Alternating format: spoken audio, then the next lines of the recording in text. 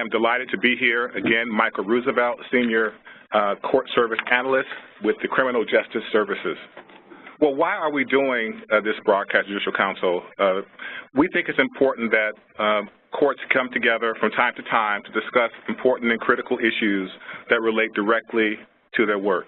The Lunchbox series is an attempt to have an ongoing conversation about what we can do to better understand what the research says and what are the best practices when it comes to adult drug courts.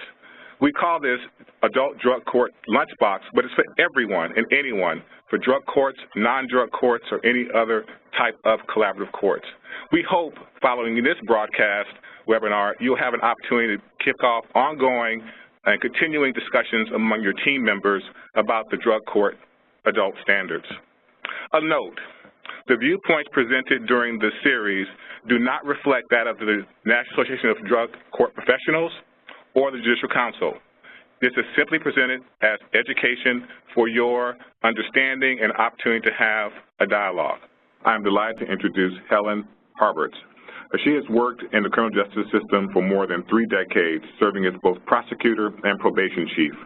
Throughout her career, she has led effective, no-nonsense criminal justice reform and has assisted others to do so. She has provided technical training and assistance to all 50 states and overseas. A masterful speaker, her direct common sense style, real-life examples, and wit help keep audiences engaged.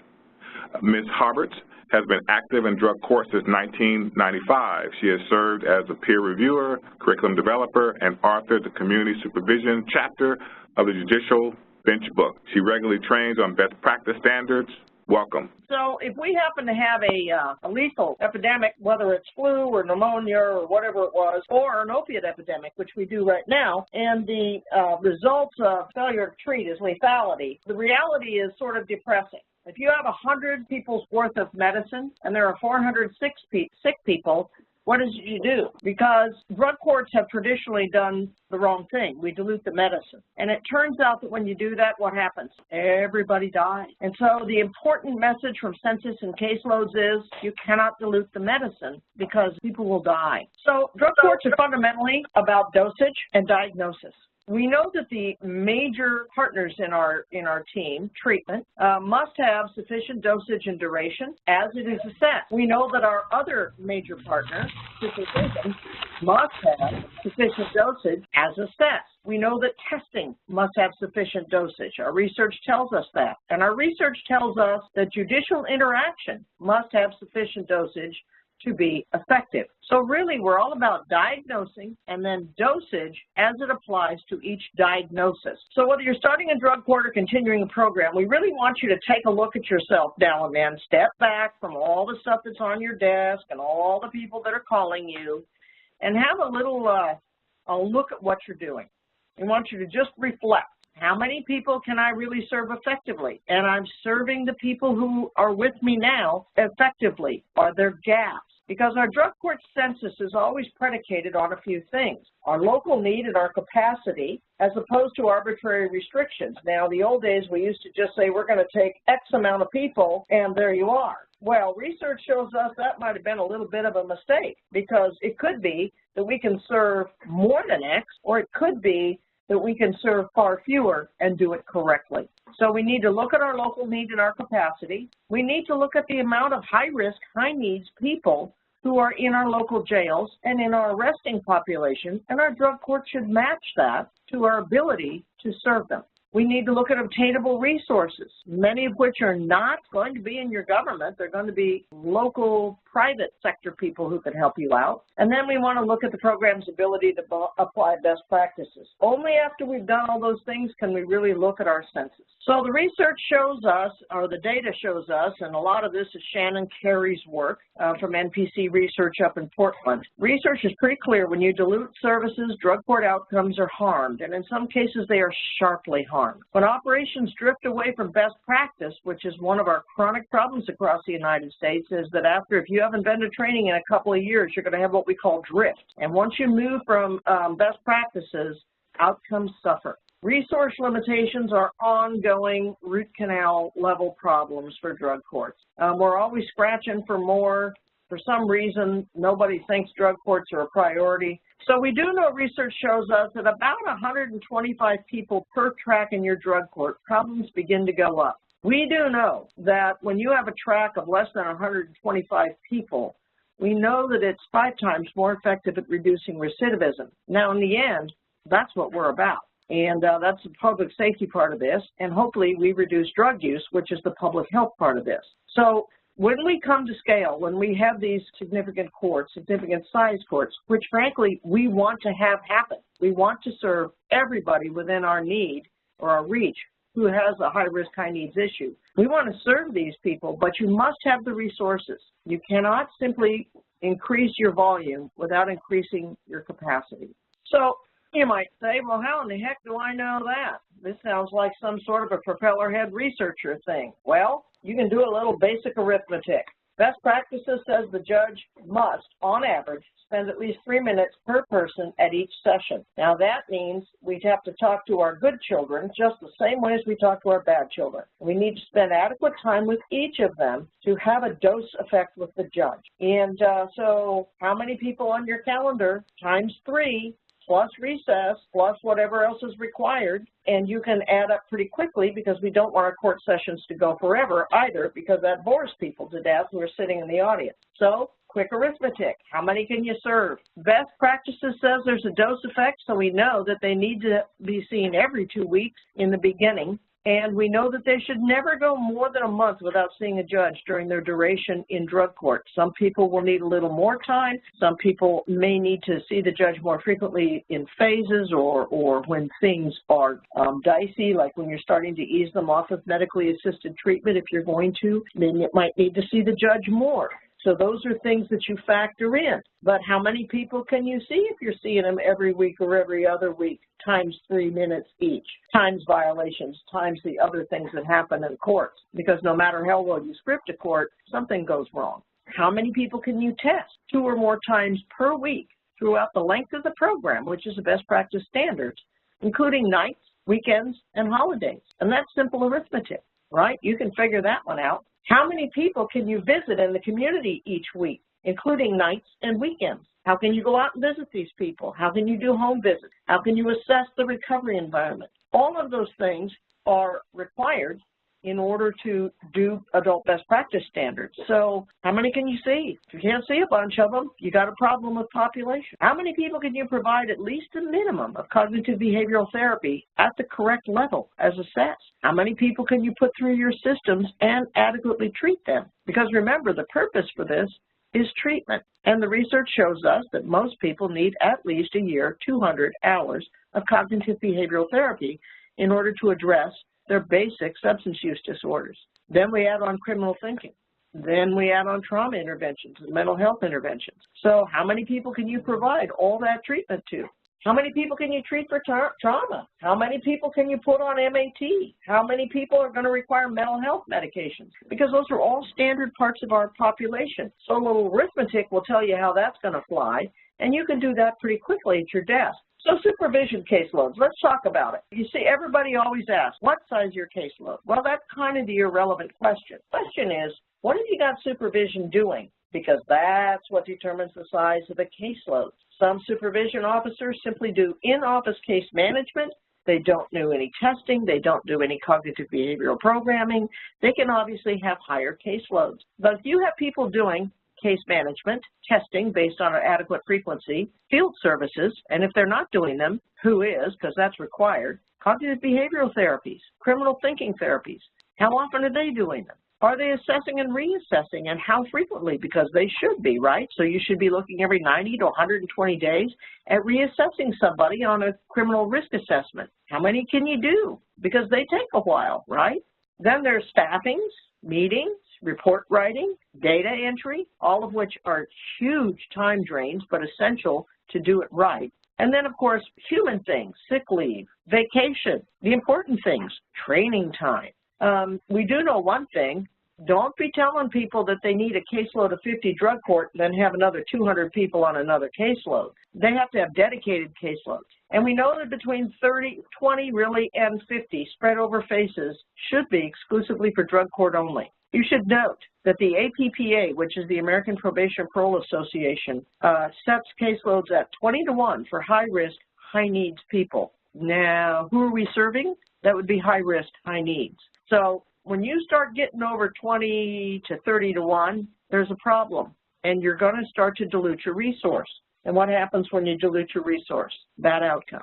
Same issue with clinicians. It's not what's the caseload for a clinician, it's what do you have your clinicians doing, and what are the best practice standards. So the drug court standards, they should be doing assessments, they should be doing individual once a week, at least in the beginning, and probably touching in every other week past the first couple phases. They should be doing complementary treatment as needed, the other things, the life skills things, all of the other things that come up in our assessments. We know they'll be doing at least 200 hours of cognitive behavioral therapies, which are evidence-based and peer-reviewed. There have to be timely, reliable, and comprehensive progress reports. They'll also have to attend staffing, and they'll need to attend court because we know that's best practice. So what you got them doing, that's a lot of work. And so depending on the model that they're using for your treatment modality, the caseload size really is directly tied to patient outcomes. And so we've got to get their caseloads down to where they can actually do the clinical work that's required. We know flat out on clinical work in particular, if the caseload is too big, the outcomes are poor. There is no specific research on residential or group work, but we would expect very similar outcomes, which is why you normally see a second person in doing a higher level of group. Treatment and clinicians, so what are they doing? Are they assessing and reassessing? They should, and it should be frequent. They should be doing group. They should be doing individual sessions. They may very well be trauma group, or they may be brokering that out to someone else and communicating closely, because if they're addressing trauma, our drug and alcohol treatment providers need to be ready to go because it's surely going to trigger use. Are there other assessed needs they need to be addressing? Those things all come out. Clinical work comes out. The 1 hour of counseling per person per week starts to come out. So you start to see the demands upon them that are above and beyond the reports, the data entry, the billing, the case management, and the emergency response, because there's another thing that we know about both clinicians, our treatment staff, and our probation staff.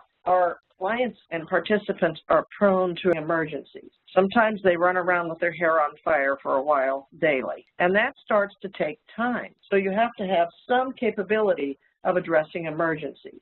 So they also have to train, and they have to staff, and they have to attend court. Also, they like to have families. They like to sleep. They like vacation. They sometimes get sick. They have to perform backup for others. Good news, your caseload just doubled. And then, of course, we need to have clinical oversight, and renewal for certification is required. So if you look at the adult best practice caseload standards, they're broken down mostly by, once again, what do we have people doing? So in a brokering model where you're doing case management by sending out to other vendors, they may very well have 50 active cases. However, if they're doing individual therapies and providing direct services opposed to farming people out, you need to drop it down to 40. If they're doing direct services for everything together, 30 is large. And when they're doing group, the adult best practice standards is 12 people in a group and 2 facilitators.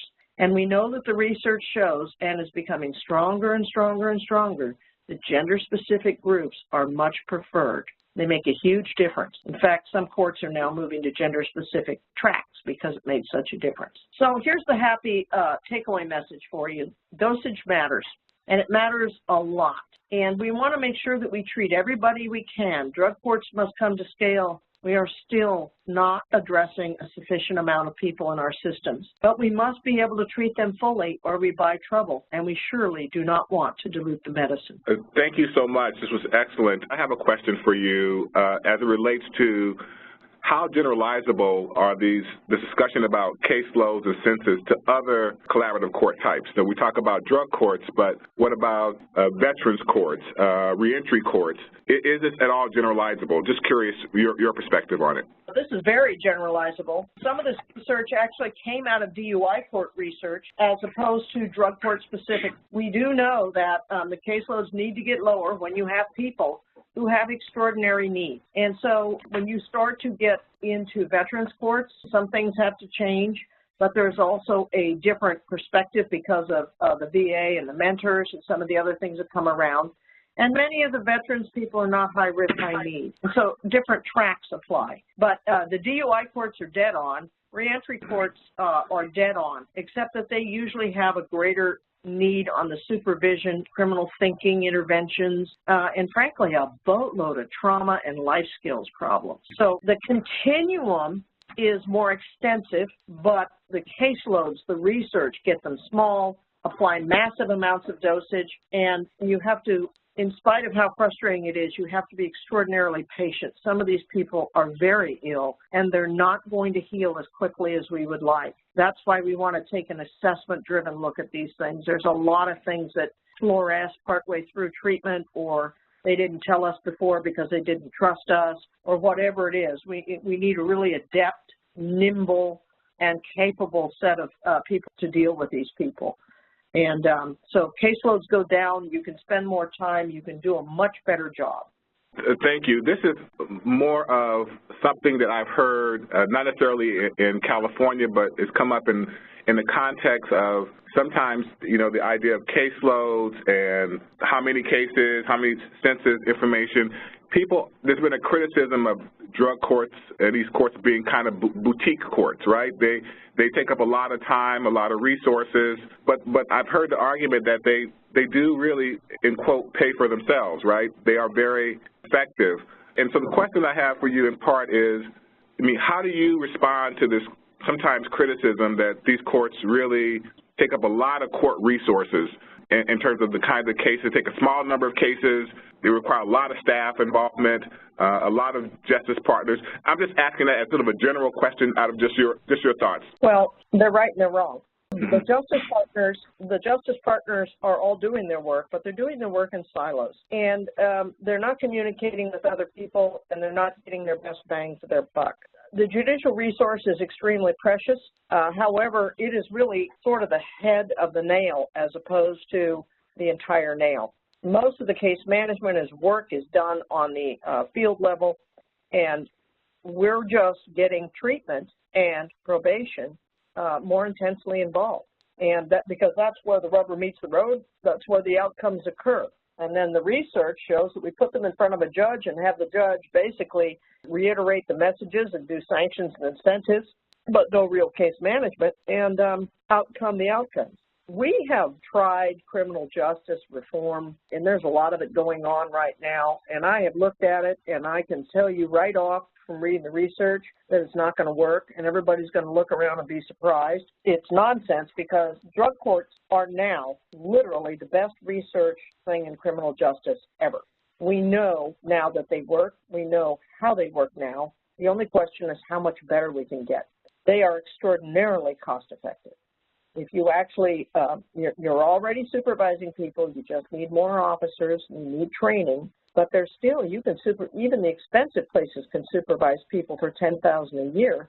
Now, our high-risk, high-needs population is either going to do $10,000 a year's worth of damage or a new jury trial, or is going to be in custody eating up jail time. This is clearly much more cost-effective, and they've studied it over and over and over, and that's before we actually get into long-term dose effect and recidivism. There is research showing now that they can see the dose effect of drug courts 14 years after completion. There is no place in criminal justice where you get that data. It's not even close. The DUI courts and the drug courts in particular, and most of the reentry courts, are showing extraordinary data as long as they are in fidelity with the model.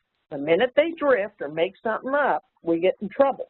And then we have what we jokingly refer to as goat courts because they're the goats. They're killing us. There's about 18% of the courts in the country that don't follow the research, and their data when it comes out is a frickin' nightmare. But if you follow the research and if you do what's in this toolkit, everything will be better and cheaper. And in many cases, it will be profoundly better and profoundly cheaper. Thank you. This was excellent, and I am so delighted that we were able to have you join us again for a webinar. Thank you so much. I would like to also let people know that our 10th and final webinar in the series, Standard 10, Monitoring and Evaluation, will occur Wednesday, October the 11th, 2017 from 12:15 to 1:15 p.m. And I'm really delighted to also let you know that the faculty will be the Honorable Richard Blavianos from San Joaquin County Superior Court, who is an outstanding presenter, and we look forward to having him. Thank you for joining us this afternoon, and we look forward to having you participate in future webinars.